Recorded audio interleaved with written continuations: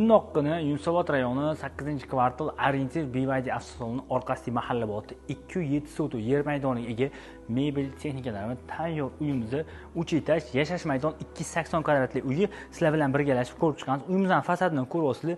Bemalol naves ostida ikkita mashina ham qo'yib qo'ysanglar bo'ladi. Yozgi oshxonalarga ham joylar tashab ketilgan. Ana endi birgalashib bu go'zal uyimizdan ichiga ko'rib chiqamiz. Qani ketdik. Bu esa bizning uyimizning kirib kelish hol qismi. Ko'ringlar, o'zinglar. Kirishinglar bilan mana shunaqa kengina hol, kattagina panorama oynalar qoldirilgan. Bu yerda oyoq kiyim va kiyim uchun joylar tashab ketilgan.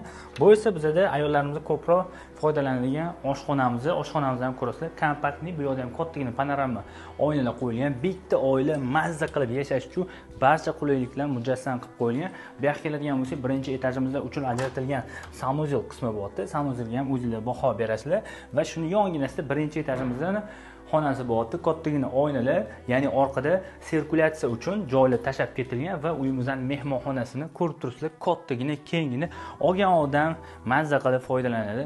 Ko'rdinglar, ana endi sizlar bilan birgalashib ikkinchi etajga yo'l olamiz. Qani ketdik. Bu esa bizning uyimizning ikkinchi etaji. Ikkinchi etajimizda naq 4 ta yotoqxona bor. Kelinglar. Birinchi bolalar yotoqxonasidan boshlab ko'rsatib.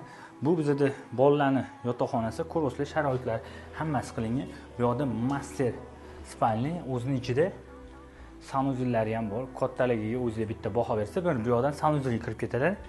Bu yoqqa keladigan bo'lsa, ikkinchi etajimizda uchun ajratilgan umumiy sanuzel va to'g'rida bizdan balkonga chiqib ketsak bo'ladi. Yana bitta xonamizning kengligini o'zingizlar bitta ko'ryapsizlar, o'zingizlar baho berib qo'yasizlar va ikkinchi etajimizdan oxirgi xonasi bor-da bu yerda. Mana o'zingizlar ko'rib turibsizlar. Podvalga to'xtaladigan bo'lsak, podvalda olgan odam xohlasa kinozal, trenajyorniy zal qilib qo'ysa bo'ladi.